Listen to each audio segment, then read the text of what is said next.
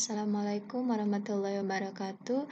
Kembali lagi di channel Sumber Edukasi. Kali ini kita akan mempelajari soal materi IPS P3K. Di sini ada contoh soalnya. Soal yang pertama adalah saat harga sepatu 450.000, itu penjualannya mencapai 5.000 pasang, tapi saat sepatu itu naik jadi 500.000, jumlah penjualannya malah jadi 1.500. Di sini ditanya elastisitas permintaan dari sepatu tersebut. Oke, kita pakai rumus. Untuk penjualan kita misalkan P1 itu 450.000, untuk P2 500.000, Q1 itu berarti kuantitinya 5.000, sedangkan untuk Q2 1.500. Nah, kita cari selisihnya. Delta Q itu berarti hasil pengurangan antara Q2 dengan Q1, berarti hasilnya adalah 1.500. Terus delta P berarti selisih antara P2 dengan P1 yaitu 50.000. Nah, untuk mencari elastisitas itu rumusnya adalah delta Q per delta P kali P1 per Q1. Dimasukin rumusnya delta Q 1.500, delta P 50.000 dikali P1-nya itu 450.000, sedangkan untuk Q1-nya 5.000.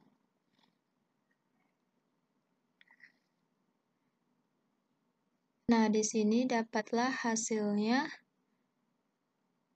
7. Jadi jawabannya adalah yang E lebih besar dari 1.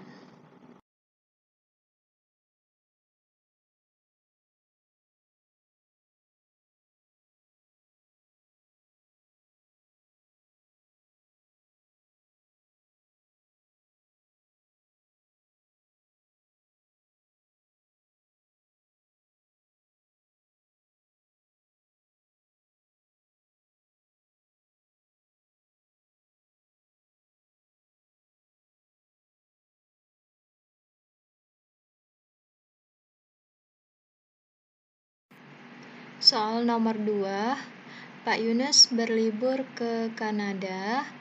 Sebelum berangkat, beliau menukar uang sebanyak 100 juta. Setelah 1 minggu berlibur, Pak Yunus membawa sisa uang $75.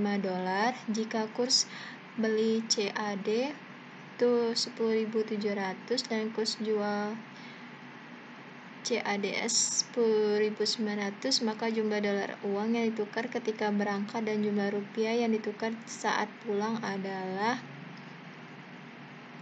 untuk kurs beli CADS itu tadi 10.700, sedangkan yang untuk yang ini itu CAD1 itu 10.900. CAD1 ya. Nah, yang ditanya berapa kurs rupiah dolar uangnya ditukar ketika membeli, berapa ya dolar.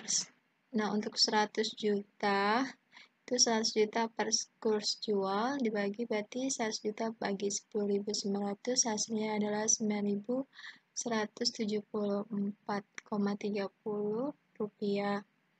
Dan untuk 75 berarti 75 kali kurs beli berarti 75 kali 10.700 hasilnya adalah 802.500. Berarti yang ditukar adalah ini 802.500. Terus 9174 berarti yang C jawabannya. Hal yang ketiga, di bawah ini yang merupakan contoh produk yang membentuk pasar oligopoli adalah A. Gula, B. Listrik, C. Beras, D. Sepeda motor, E. Minyak goreng.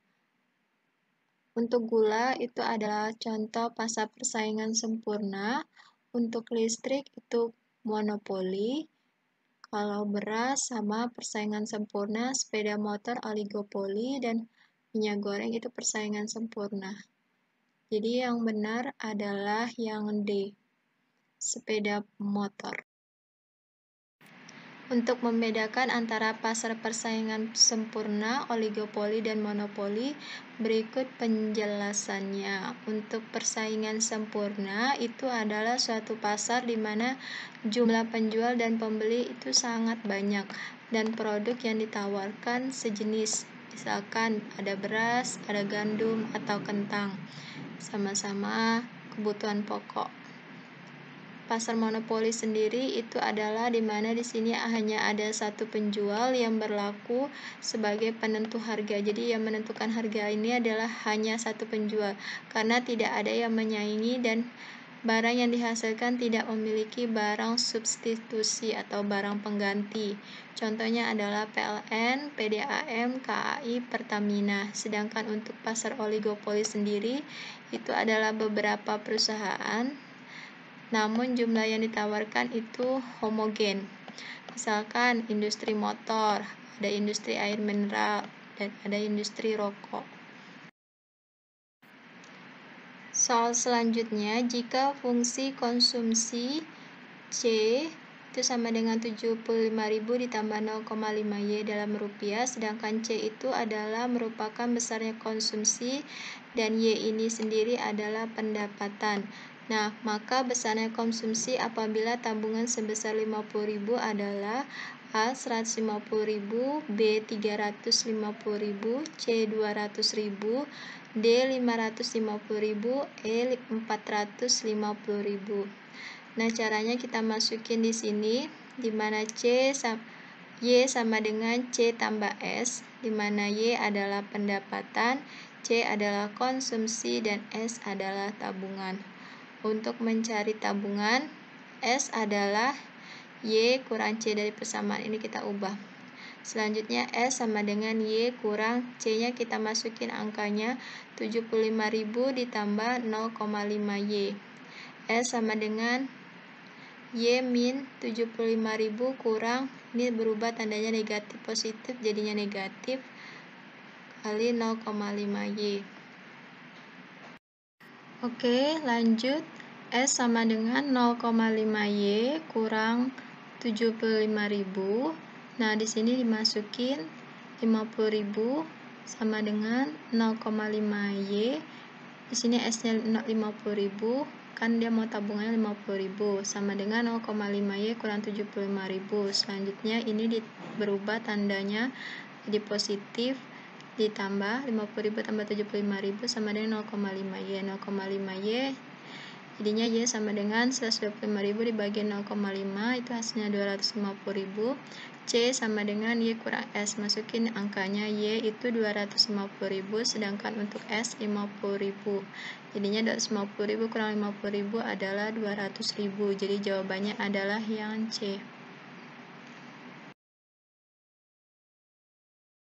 Oke, next. Lembaga keuangan yang menghimpun dana melalui penarikan premi dengan menjanjikan akan memberi sejumlah uang sebagai ganti rugi kepada pihak yang membayar premi apabila terjadi peristiwa yang merugikan pembayar premi. Ini adalah arti dari A. Asuransi, B. Dana pensiun, C. Investasi, D. Koperasi, E. Pegadaian. Jawabannya kalau ada premi-premi itu lembaga keuangannya pasti jelas adalah asuransi. Baik, ini adalah penjelasan mengenai lembaga keuangan yang ada di Indonesia.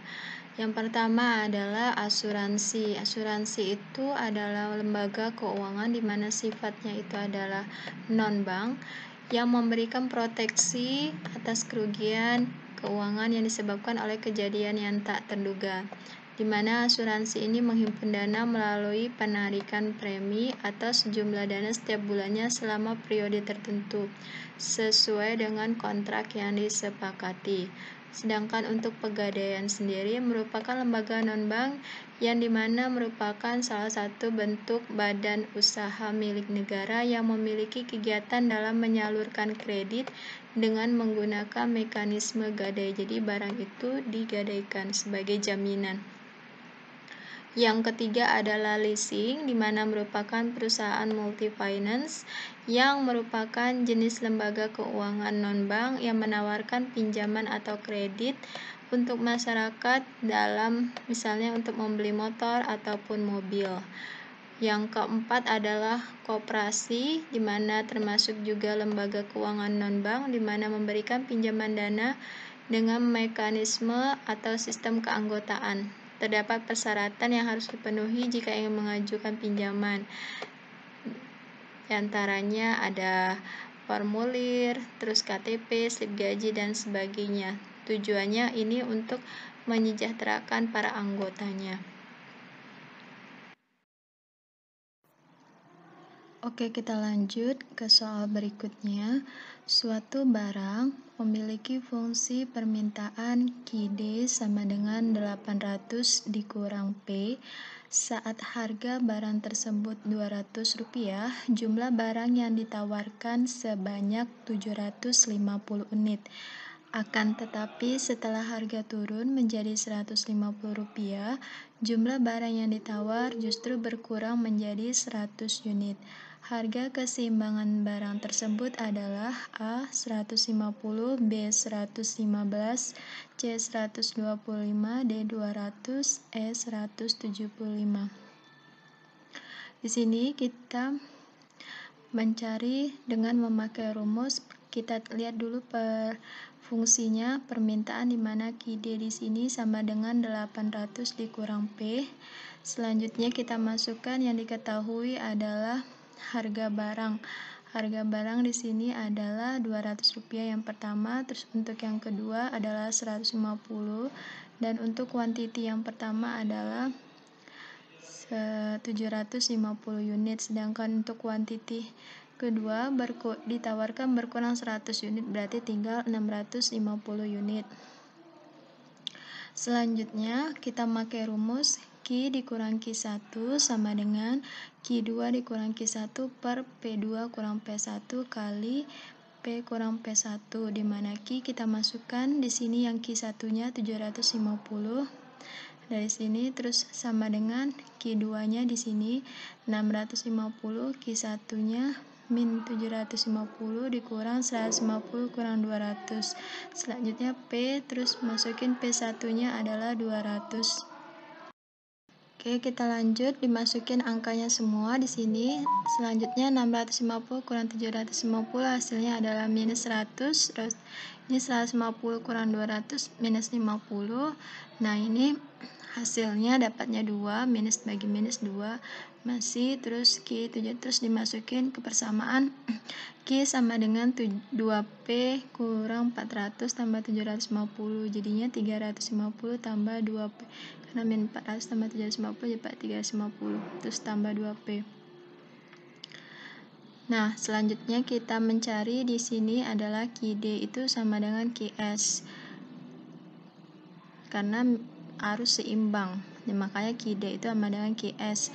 Nah, ini 800, kita masukin sini 800 kurang P QD-nya, sedangkan untuk yang QS dapatnya ini persamaannya 350 tambah 2P.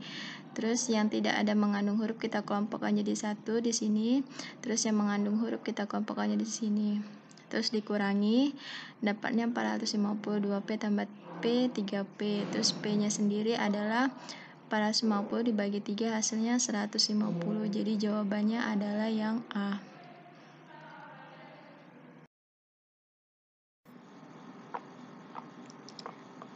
Permintaan akan durian di Medan ditunjukkan oleh persamaan Q sama dengan 80 kurang 2P, sedangkan penawarannya adalah oleh persamaan Q sama dengan min 120 ditambah 8P.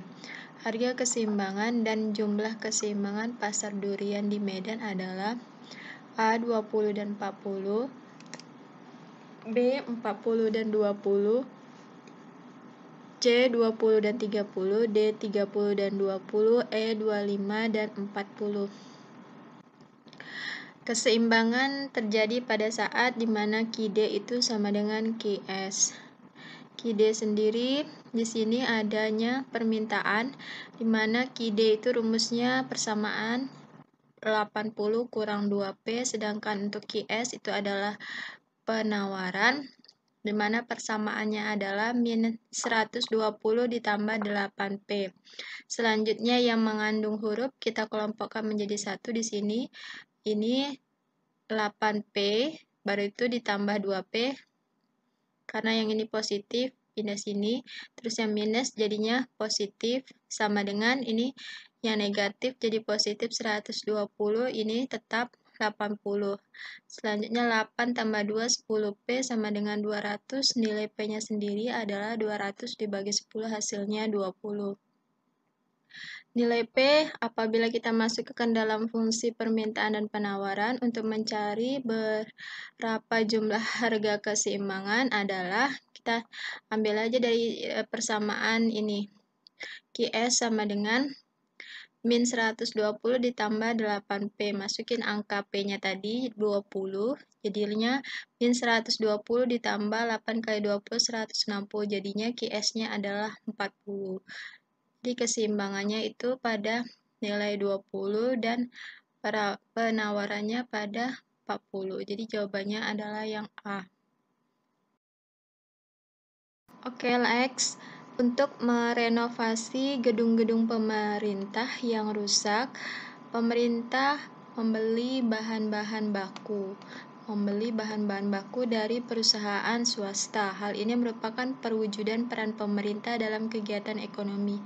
Kalau kita membeli, otomatis kita mengkonsumsi atau menggunakan. Berarti di sini fungsinya pemerintah adalah sebagai konsumen. Kalau distributor itu dia mendistribusi, investor itu yang mempunyai dana. Kalau yang produsen ini yang punya barang atau yang menghasilkan barang. Kalau regulator ini adalah yang punya undang-undang atau regulasi atau aturan.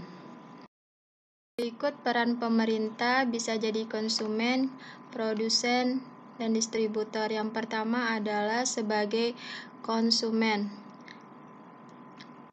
di mana pembelian berbagai material guna membangun atau menunjang pembangunan infrastruktur suatu negara melalui perusahaan. Yang kedua adalah impor beras untuk memenuhi kebutuhan beras dalam negeri. Yang ketiga adalah pembelian berupa alat sistem untuk memperkuat pertahanan negara.